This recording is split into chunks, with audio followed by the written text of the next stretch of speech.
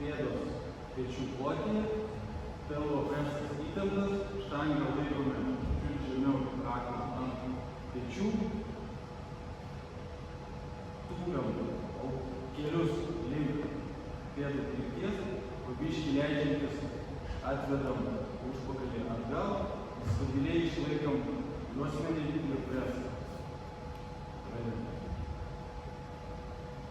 Tūpiam iki 90 laipsnių kampo arba šiek tiek žemiau. Stengiamės, kad keliai neužeitų už pirštų galiukų, kad išlaikyti pusiausvyrą. Nugarą laikom stabilią, tiesiai, įtempta, presas įtemptas, su iškvėpimu kylam į viršų. Lengvesnė šio pratimo versija, lygiai taip pat kojos pečių plotyje. Stengiamės lyg atsisėsti ant taburetės, vos priliečiant užpakalio atramą.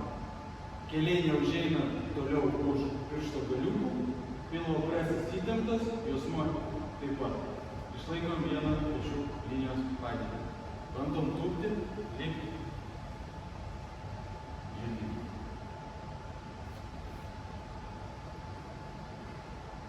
Juosmuo įtemptas, neužsifiksuojam pačiam viršutiniam taške, keliai žiūri pagal piršto galiukus ir atliekamas pratimus nesižvalgant.